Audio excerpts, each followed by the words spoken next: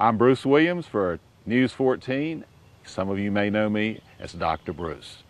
Pruning tomatoes is probably the most controversial thing gardeners do in the summertime, whether to prune or sucker their tomatoes or not. And I'm going to show you two different ways to do that. Most professionals, when greenhouse tomatoes are grown, pruning is standard.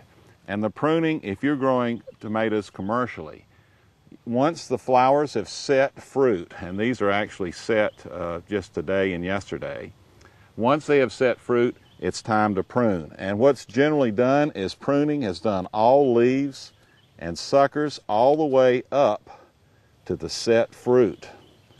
Now, that's pretty drastic, but what they tell me is that many of the leaves below that set fruit is indeed, these leaves are actually parasitic and don't contribute to that fruit.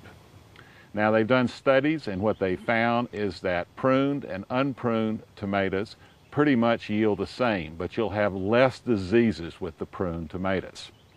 Traditionally, what we've done with tomatoes is desucker them, and that's these right in the middle. You want to desucker your tomatoes because they get very bushy and more prone to diseases. So even if you don't want to prune the leaves off to your tomatoes, you do want to take the suckers off. That helps them clean up with less disease. So get out there and work on those tomatoes.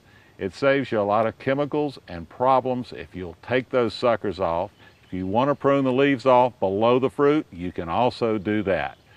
But take care of those tomatoes because there's nothing better in your garden.